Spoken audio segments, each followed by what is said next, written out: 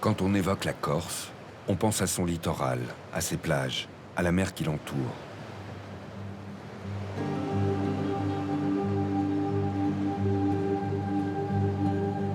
Pourtant, cette île est beaucoup plus que cela.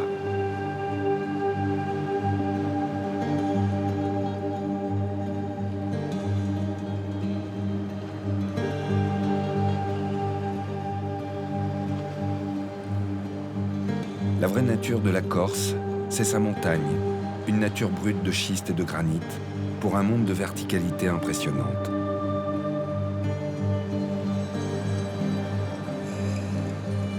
Voici les Alpes de la Méditerranée, un territoire unique de sommets sans fin qui dessinent à plus de 2700 mètres cette île du nord au sud.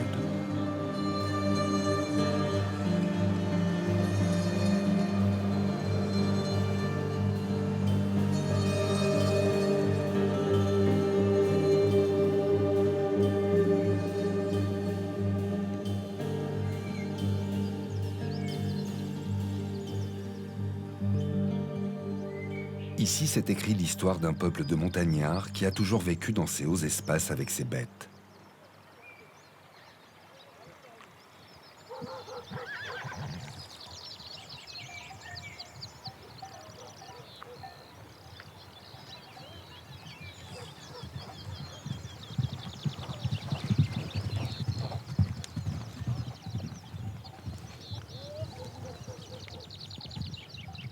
L'île Montagne, c'est le cœur de cette île, le refuge des libertés et là où les hommes ont durement vécu.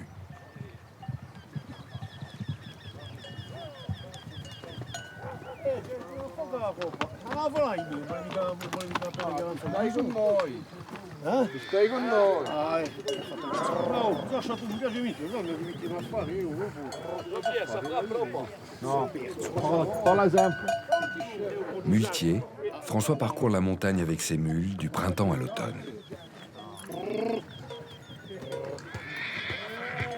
Métier solitaire, il retrouve aujourd'hui des cavaliers venus de la vallée du Niol, de la Balagne, de la Castaniche, de la plupart des régions de Corse pour transporter avec leurs bêtes des matériaux qui vont servir à rénover une bergerie de montagne.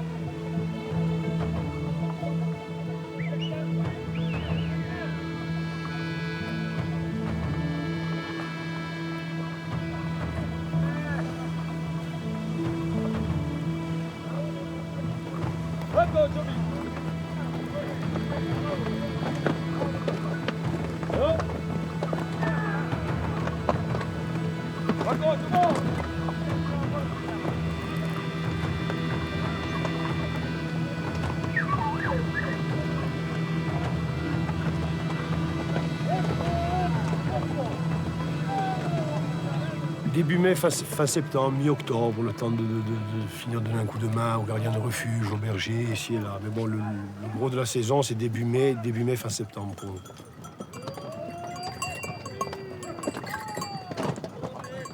On part 5-6 jours par semaine, quoi, tous les jours. C'est des trucs quand même assez longs, assez fatigants, on n'est jamais à la maison, on dort 5-6 soirs dans des tentes, dans des refuges. On fait la bringue aussi. Voilà, ça aide.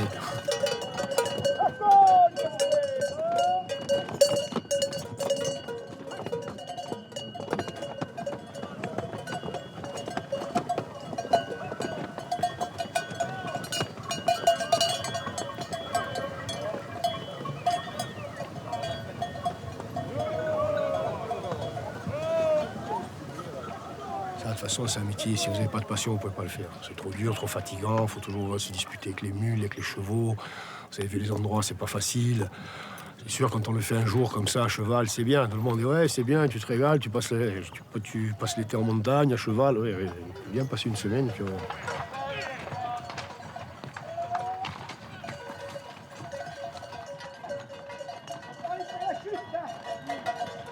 Dans ces paysages de montagne, de telles caravanes sont exceptionnelles. Il a suffi qu'un berger demande de l'aide à l'un de ses amis pour voir arriver chez lui plus d'une quarantaine de cavaliers. En Corse, l'antique tradition de l'aïout, la tradition de l'entraide, existe toujours. Ils viennent s'aider les uns les autres, souvent sans se connaître, mais avec en commun des valeurs dont le cœur est leur terre de Corse. Dans ces montagnes, tous sont solidaires. Quand on est comme ça, les trucs comme ça vaut de l'or. Comme ça vaut de l'or. Ça se voit plus beaucoup, nulle part. Là, quelqu'un qui appelle, moi j'ai été aider des gens que je connaissais pas du tout, parce que Jean-Paul ou Jean-Marc ou quelqu'un d'autre m'a dit, il faut lui donner un coup de main à un copain. Bon, ben on va. Des gens que j'ai jamais vus de ma vie, c'est pas important. Après, on devient un copain ou ami peut-être. Et puis voilà, on passe un moment ensemble. Il a besoin, un jour c'est lui, un jour c'est moi, un jour c'est l'autre. Puis voilà, c'est comme ça. Mais nous, on a toujours fonctionné comme ça, toujours. Dans une société où ça se perd quand même pas mal. Ici, on s'aide.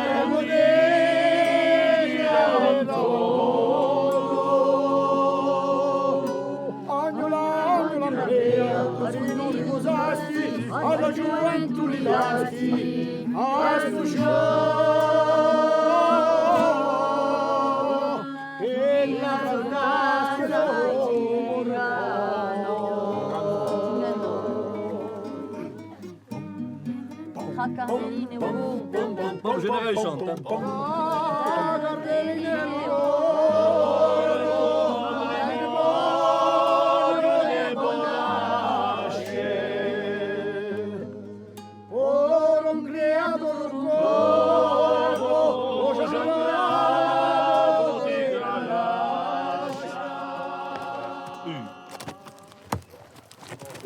Il est solide. Muletier est un vieux métier que pratique depuis longtemps Jean-Paul, le gardien du refuge de Ciotolo, au pied de la Pagliaor. Si c'est Patrice ou quoi, l'accord de Cyprien. Partout ça existait, oui. Avant, il y avait que ça, il n'y a pas de route. Dans la vallée d'où on vient, les routes, elles ont 120 ans. Les routes... Donc, c'était les mules. Ici, la vie, elle existe depuis des millions d'années, on peut dire. Et c'était tout un dos de mules, partout. Ouais, j'ai le moi, tiens. Alain passe sa vie à cheval. Muletier aussi. Il connaît toute la montagne de son île, qu'il parcourt en suivant le fameux GR20.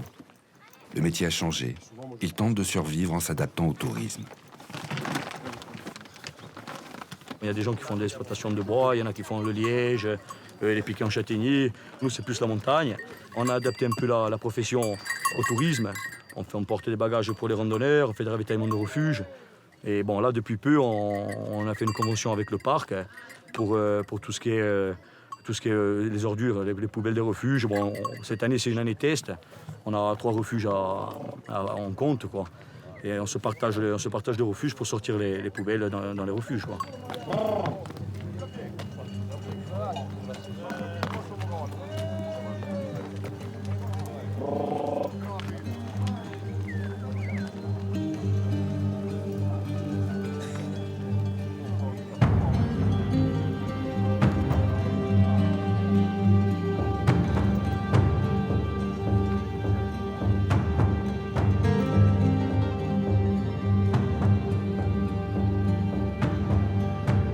Dans cette montagne, les hommes ont construit à main nue d'innombrables chemins de pierre pour passer l'école avec leurs bêtes.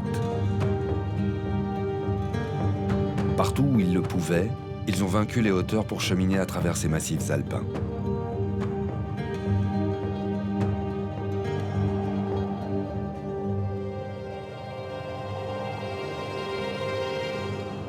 La véritable Corse est ici, dans cette montagne, toute une île de sommet, une forteresse de granit, un chaos de roches pour des paysages arides, brutaux, sauvages et difficiles.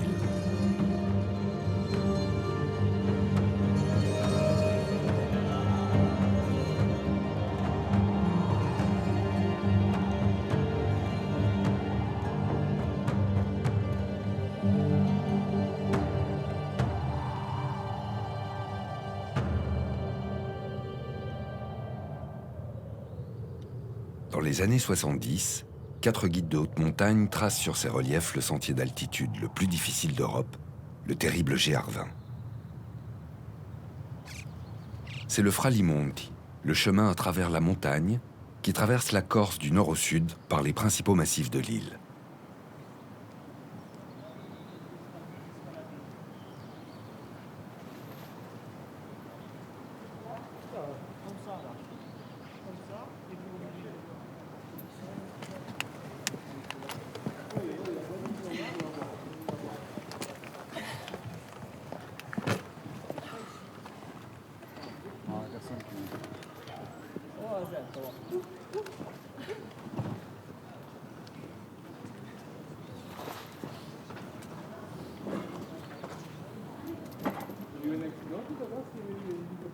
C'est un peu le passage clé du GR, le plus vertigineux. C'est l'endroit qu'appréhendent tous les randonneurs.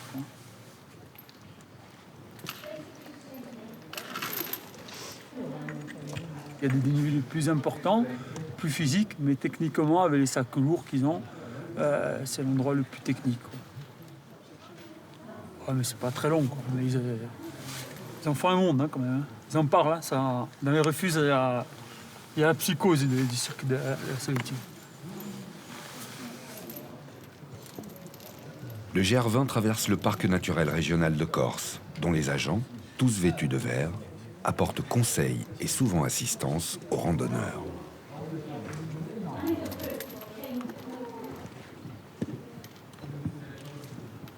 Chaque été, plus de 20 000 personnes se croisent sur ces pentes.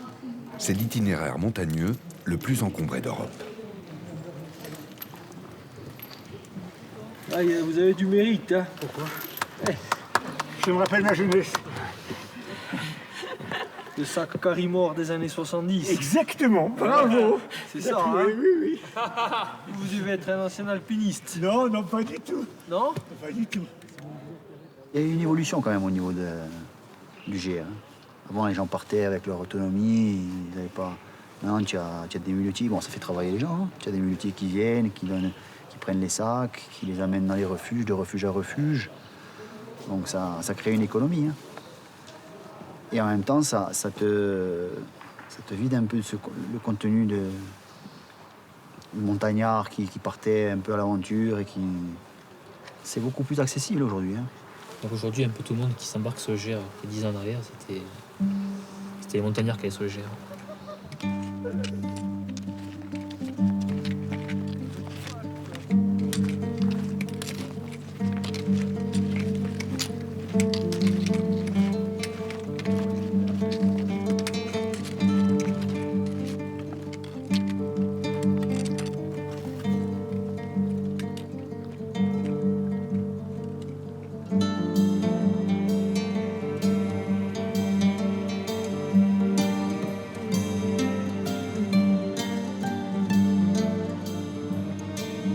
Certains pratiquent le GR20 en solo, d'une manière sportive.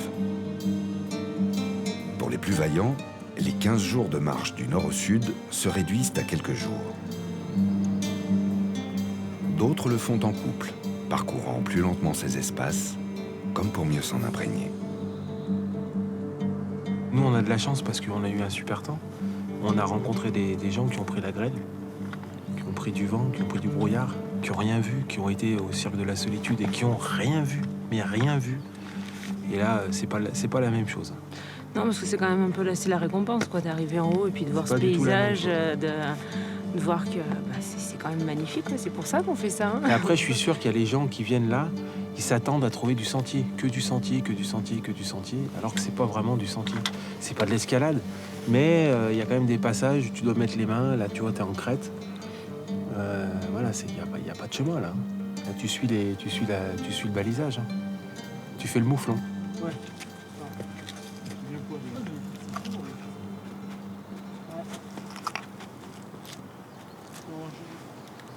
On va attaquer à la mètre de là.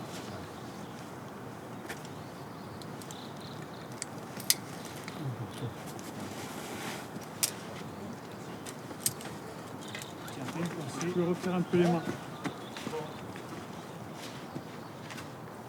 Sur le GR20, les étapes sont longues, les dénivelés importants et ce sentier prend souvent des allures de gouffre. À l'origine, c'est un véritable itinéraire alpin, pensé dans un seul but sportif, dans un espace de roche hors de toute présence humaine.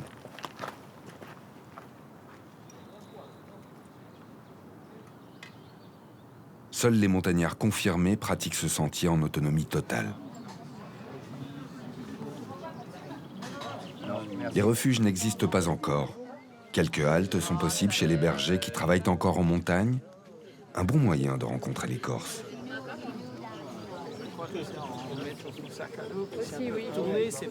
Au fil des années, les bergers deviennent gardiens de refuge, accompagnateurs ou guides. En quelques décennies, la réputation traverse les grands amateurs de la montagne. Et la mode de la randonnée achève d'en faire un succès mondial.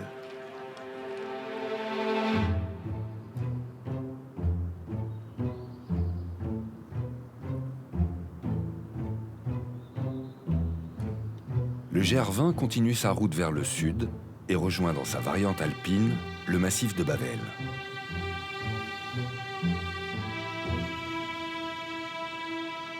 Bavel, c'est un ensemble d'aiguilles de granit rose dont certaines font plus de 900 mètres de hauteur.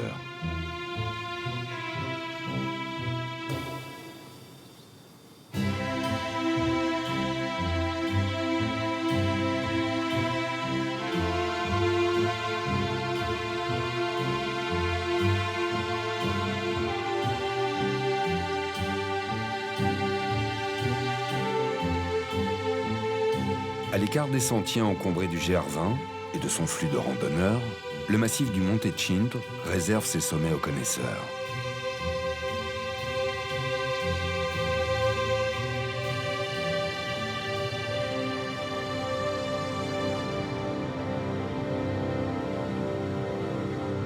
Dans ces espaces abrupts règne le puissant Tafunato. Engendré par de violentes éruptions volcaniques, continuité du massif de l'Esterel, son versant donne sur plus de 2000 mètres d'à pic.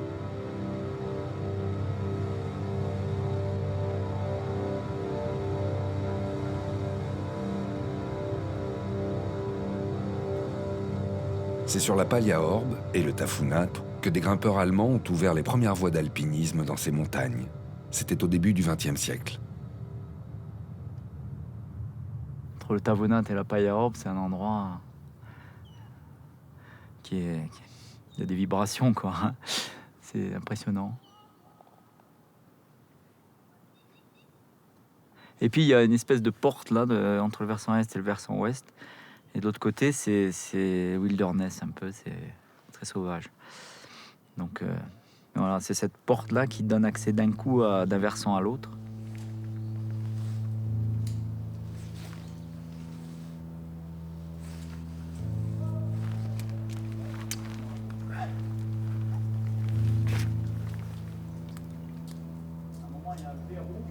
Dans ces paysages extrêmes, un instituteur de patrimoine, Pierre Pietri, se sent chez lui.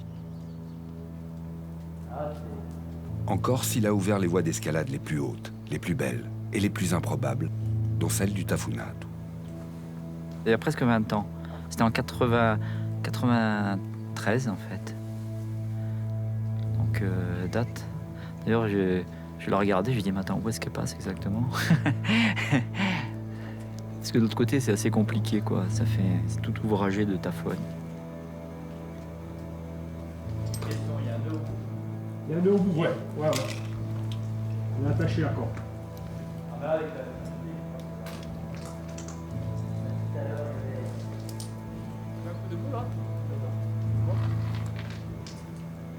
C'est un trou d'érosion, mais d'effondrement, je pense. Parce qu'il est en biseau, comme ça. Et on voit qu'il est issu d'un effondrement.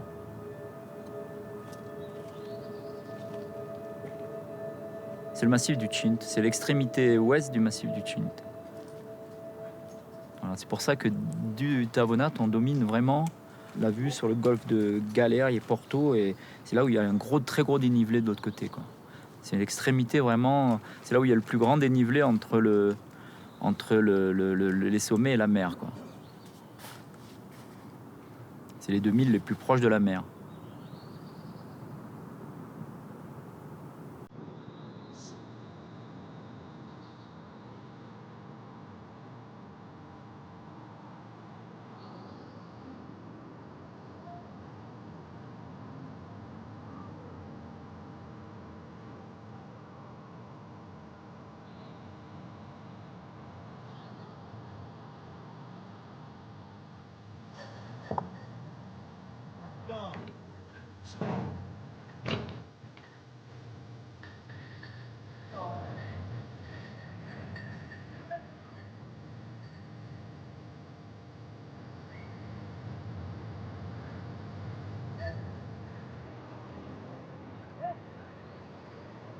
Peu avant l'hiver, quand la montagne redevient un lieu hostile, le plateau du Campoutile se transforme en terrain de chasse. Là, on va fermer tout là, jusqu'au fond, au dernier poste. Et après, ils vont lâcher comme ça à l'avenir.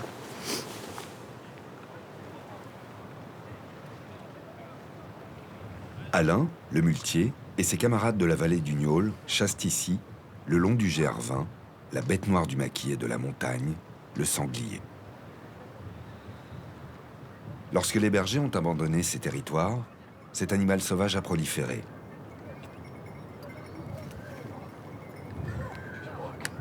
Il cause aujourd'hui d'énormes dégâts aux cultures en retournant les sols, tout en s'approchant dangereusement des villages.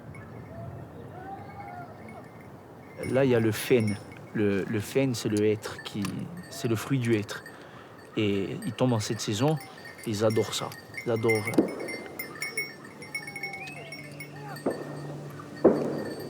Ça, c'est Phil.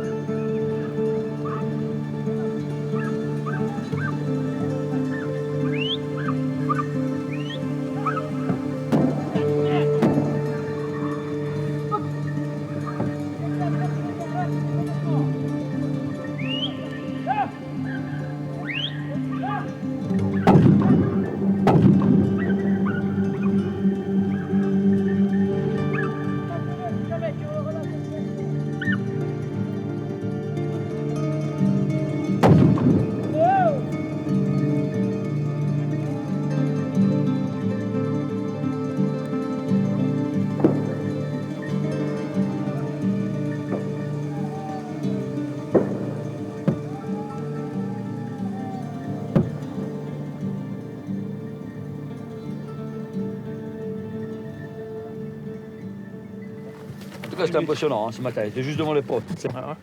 Le jument il va sortir, il va sortir. Ah bon. Tu vois le chien, 2 chiens, 3 chiens, tous les chiens qui arrivent, Antoine qui arrive en courant. Je dis bon, là c'est bon. Il a changé le chien, pareil que le chien il a fait 20 mètres. Il a tapé dedans, il a porté sur 20 mètres. C'est pour ça qu'il a tiré. Moi j'ai engueulé. Je dis pourquoi tu tires, il tire devant les postes. C'est fou, quand j'ai vu le sanglier, j'ai compris pourquoi il a tiré. J'ai vu les dents qu'il avait. Il a dit, il paraît que ton chien. Ah, oui, joli, il a dit mon chien, ouais, il a dit mon chien il a 20 mètres. Il a pris avec le museau, heureusement. Ouais. C'est la peau bien dessous, hein. Tu tires là un peu, que le sang repose dessus. C'est bon, on le remet dans sa couverture. Voilà. On a un tour de quoi manger. Ça dépend des années. Les années, sinon à cette période, ils redescendent dans les villages pour les châtaignes, tu vois. Mais cette année, les êtres, ils ont des graines, donc ils restent un peu plus ici. Bon, enfin, il y en a un peu moins qu'il y a 15 jours. Il y a 15 jours, on en voyait plus. Là, il y en a un peu moins. Putain de merde. Ah, c'est le cas de le dire. C'est la merde. Alain passe son temps dans cette montagne. Pour la passion des bêtes, la passion de cette nature sauvage, et la passion aussi du mode de vie de ses ancêtres qui vivaient ici. On revient toujours vers nos racines, vers nos ancêtres, vers cette culture-là. On revient toujours, on est un petit peu en marche par rapport à ça. Ouais, voilà. Je sais d'où je viens, je sais ce qu'a vécu la Corse, je sais les invasions qu'elle a subies, je sais ce qu'ils ont dû, mon peuple, ce qu'a dû vivre mon peuple, je le sais. Donc je ne veux pas l'oublier et je veux le transmettre. Voilà. Je veux dire, après, ça n'empêche pas que je vive avec mon temps. Hein. Mais on est un petit peu, je veux dire, après, voilà, encore une fois, quand il y a des racines, il ne faut pas les oublier. Tu as la chance d'en avoir. Il ne faut pas les oublier. Et il faut maintenir. Si on n'y est pas, nous, pour maintenir, qui c'est qui va maintenir tout ça? Allez, au revoir. Allez, hop. Dimanche.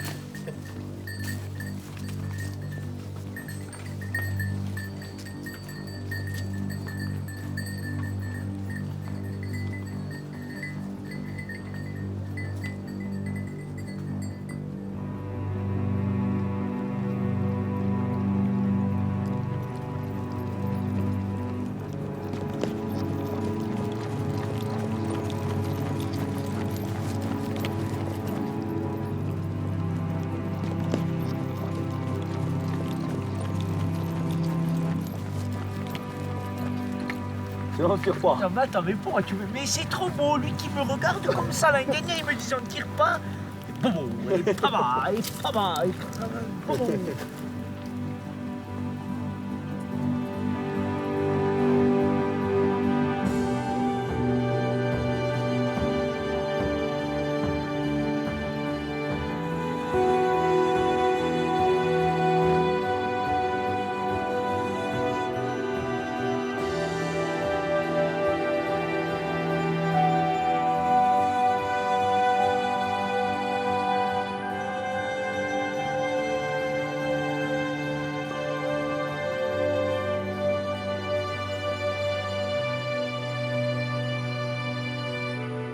De manière générale, les Corses, l'été, en montagne, ils n'y vont pas trop parce que c'est plein de monde.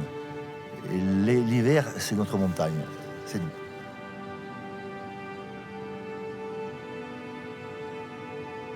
L'hiver, certains professionnels de la randonnée redeviennent des amateurs passionnés. Au pied du Tafunat, ils retrouvent dans ces étendues de neige le silence et l'essence de cette montagne.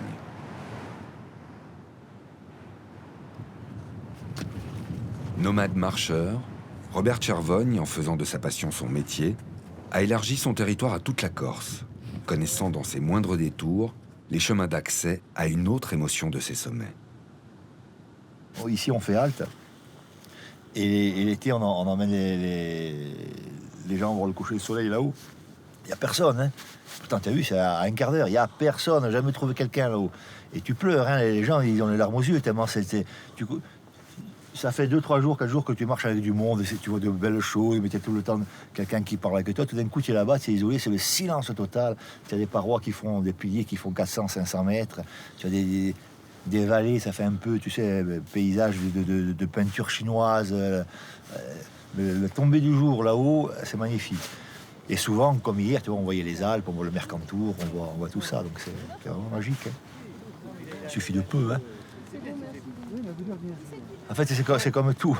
La montagne, la vie, tout ce que tu veux. Il suffit de savoir faire un pas à côté, sortir des couloirs, des chemins tracés, de tous ces corridors dans lesquels on nous enferme pour nous lobotiser, je dirais. Hein. Et voilà, dès que tu fais un pas de côté, tu te dis, mais où je suis là? Qu'est-ce que c'est ça? Je ne savais pas qu'il y avait ça. Oui. Ouais, nous, c'est plutôt là qu'on est bien.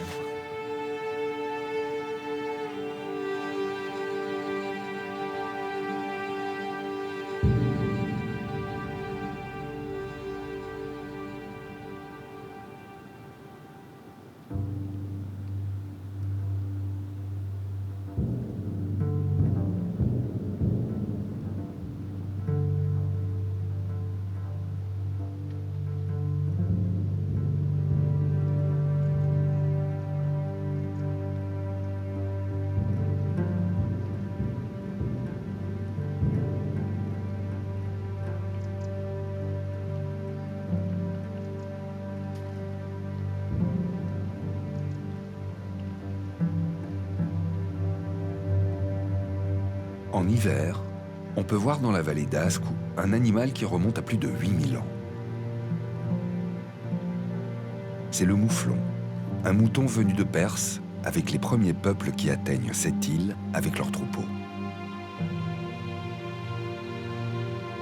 Domestiqué, cet animal vit alors dans les plaines et au cours du temps, il reprend sa liberté et se réfugie dans les montagnes.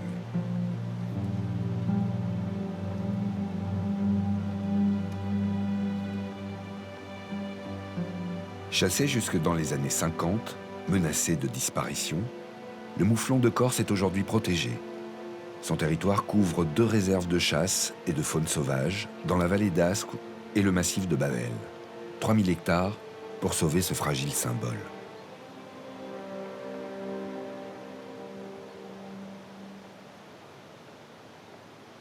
Alors le groupe en bas, tu as 2 femelles avec un jeune de l'année. Donc un jeune qui est né en avril, avril-mai.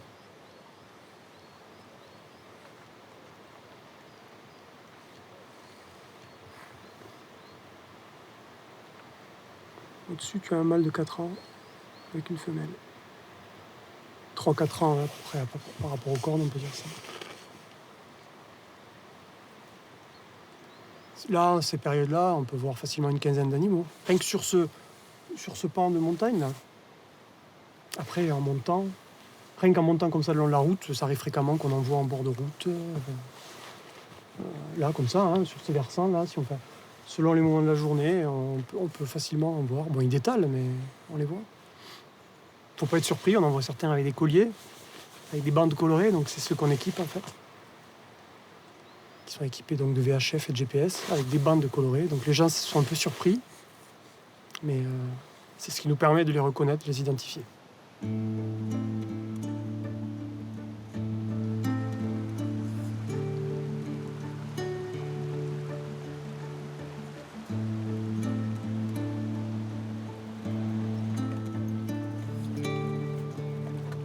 Chaque année, une équipe de la police de l'environnement, aidée d'agents du parc naturel, capture quelques individus pour suivre et mieux connaître cet animal. Dans cette équipe, Pierre Benedetti a passé plus de 30 années de sa vie à protéger le mouflon de Corse.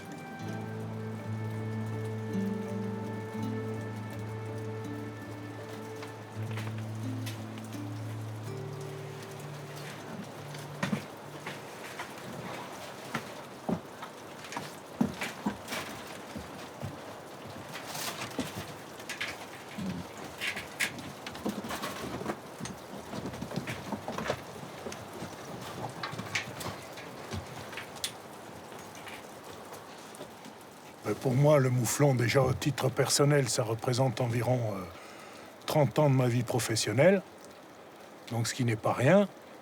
Et puis en tant que Corse, ça représente ce que ça représente au reste de la population, c'est-à-dire l'animal mythique par excellence, le symbole de la faune sauvage de Corse et le symbole de la liberté. Je le tiens.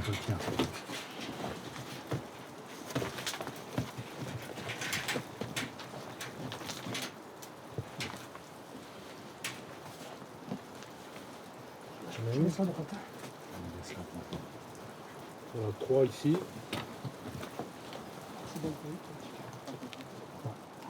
Il est bien. En plus, c'est un animal en forme. Nous, on s'en aperçoit parce qu'on a quelques indicateurs. Un animal qui a peu de parasites externes. Il a peu de tiques. Ça veut dire que son corps peut bien réagir et que c'est un indicateur de bonne forme, de bonne santé pour nous. C'est pas suffisant. Et puis son poids aussi est intéressant. Pour un animal de cette stature et de cette classe d'âge, il est dans un poids intéressant. Il aurait eu 3-4 ans de plus, ce poids-là était le poids de morbidité. Attends, je tiens, tu regardes. Tu dis quand tu es bon. Allez, c'est bon, allez-y. Attends. Tu y es ?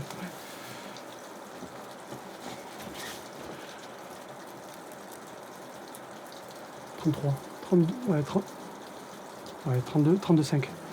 32,5 ? Ouais. Allez.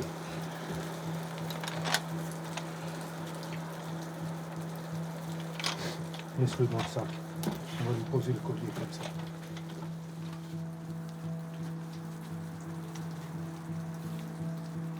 c'est un patrimoine vivant d'une valeur inestimable,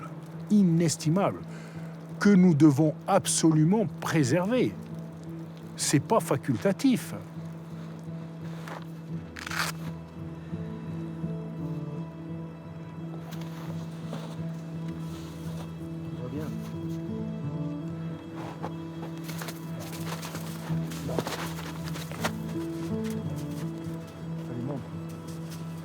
Ne descends pas.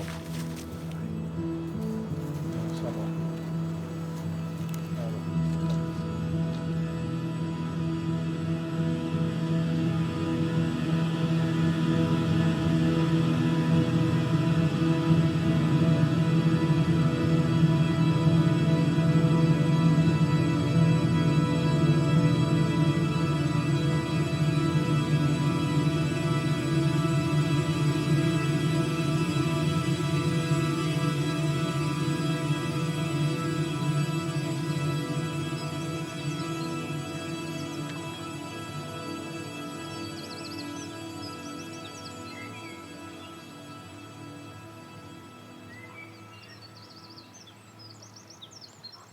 La montagne corse, c'est aussi la montagne de tous les records.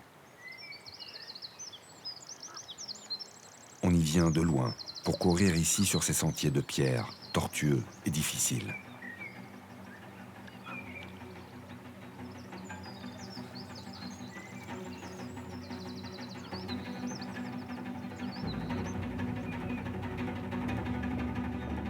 Chaque année, des coureurs tentent de battre le record du GR20, établi par un jeune Espagnol de 21 ans. En 2009, Kilian Jornet va mettre 32h54 pour parcourir dans ces montagnes près de 200 km sans dormir. La performance est extrême, sachant que le sentier du GR20 se parcourt généralement en une quinzaine de jours.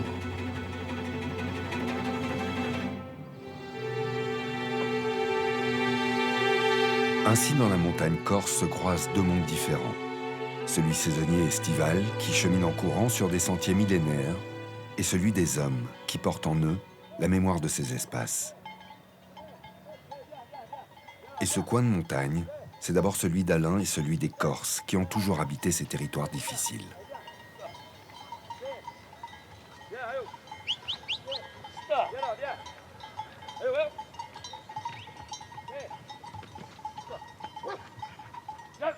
Va toucher!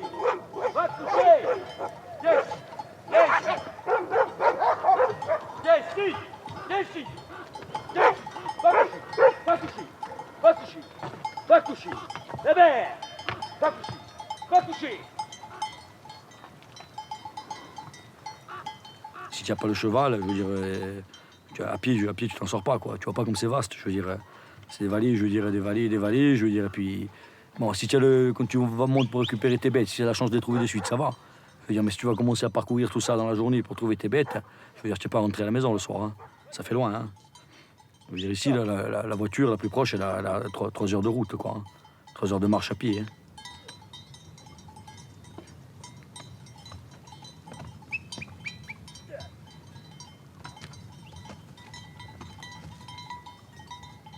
Ah, c'est un beau coin. Après, c'est sûr, chacun aime son village. Hein. Quand tu demandes c'est quoi le plus beau village de Corse, automatiquement, je vais te répondre c'est le mien. Hein. Les autres, ils vont faire pareil.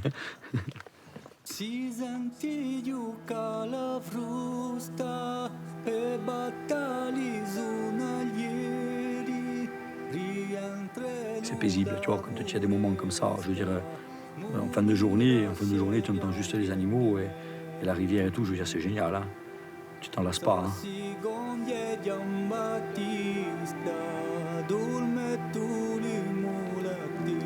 Des fois, on passe ce moment, tu vois. Je veux dire, tu es assis, tu regardes comme ça, tu as une paire de jumelles et tu regardes un peu les troupeaux. Tu regardes après, à cette heure-ci, tu as les sangliers qui sortent pour manger tout ça, tu vois. Donc, c'est le calme plat et tu es carrément, je veux dire, tu es dedans, quoi, tu es à fond.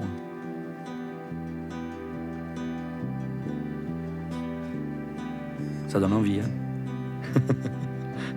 Ça donne envie, mais ouais, il n'y a pas de la place pour tout le monde. On fait la sélection.